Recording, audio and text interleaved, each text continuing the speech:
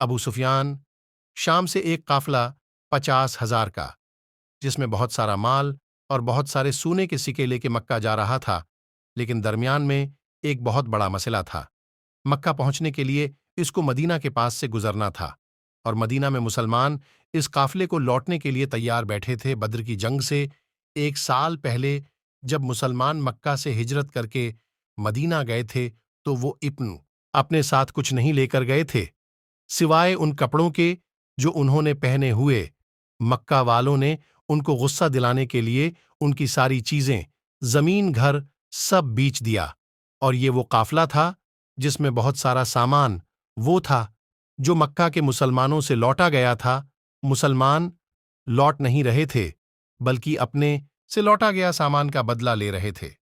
ابو سفیان جو اس قافلے کا بڑا تھا، اس نے یہ سوچا کہ اگر اس راستے سے گئے تو مسلمان چھوڑیں گے نہیں، تو اس نے اپنا راستہ بدلا اور مکہ ایک خط بھجوایا تاکہ مکہ والے اس قافلے کی مدد کے لیے پہنچے۔ جو وہ بندہ مکہ پہنچا تو اس نے اپنے اونٹ کے کان اور ناک کاٹ دیے اور اپنے کپڑے پھاڑ کر زور زور سے مدد کے لیے چیخنے لگا۔ یہ اس زمانے میں ان کا ایمرجنسی دکھانے کا ایک رواج تھا۔ مسلمان فوج قافلے کو روکنے کے لیے نکل چکی تھی۔ ابو جہل نے کتنے آدمی اس ہیں؟ قاصد سے 300 پوچھا، دو کتنے آدمی گھوڑے تھے؟ اس کا اتنے کہا، ہمارے 313 لوگ ہوں گے۔ ابو جہل نے کہا، ہم 1000 لوگ لے کے جائیں گے۔ ابو جہل نے پوچھا، کتنا گھوڑے ہوں گے؟ اس قاصد نے کہا، کوئی 2 گھوڑے ہوں گے۔ تو ابو جہل نے کہا، ہم سو گھوڑے لے کے جائیں گے۔ پھر اس نے پوچھا کہ اونٹ کتنے ہوں گے؟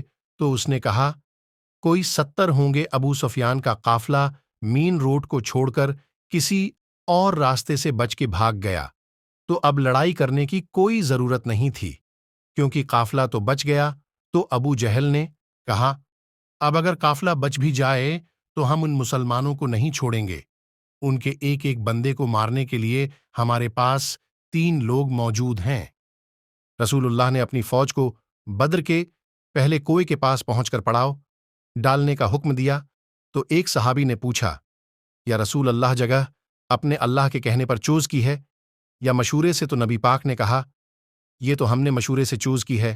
تو اس نے کہا، اگر ہم آگے جا کے پڑاؤ ڈالیں تو وہاں پانی بھی زیادہ ہے اور دشمنوں کو ہم ان کنواں پر قبضہ کرنے سے بھی روک سکیں گے۔ میں بھی آپ کو ان کا مشورہ بہت پسند دیا، اور پوری فوج آدھی رات کو اس جگہ سے اس جگہ آئی۔ دوسرے دن جگہ بھی جہل کی فوج سامنے آئے تو وہ مسلمان ہو سکتے 3 گنا بڑی تھی۔ عتبہ بہت بڑا بزنس مین اپنے بھائی اور بیٹے کے ساتھ سامنے، اور مسلمانوں کو چیلنگ کیا، کوئی ہے جو ہم سے آ کر لڑیں؟ تو مدینہ کے 3 انصار ان سے لڑنے کے لیے نے کہا، یہ کون ہے؟ ہمیں اپنے بھائیوں کے سر کاٹنے ہیں جنہوں نے اپنے باپ دادوں کے مذہب سے بغاوت کی ہے۔ تو پھر سامنے حضرت حمزہ، حضرت عبیدہ اور حضرت علی سامنے آئے اور لڑائی شروع ہوئی۔ حضرت عبیدہ زخمی ہوئے لیکن عتبہ کا بھائی بیٹا تینوں مارے گئے۔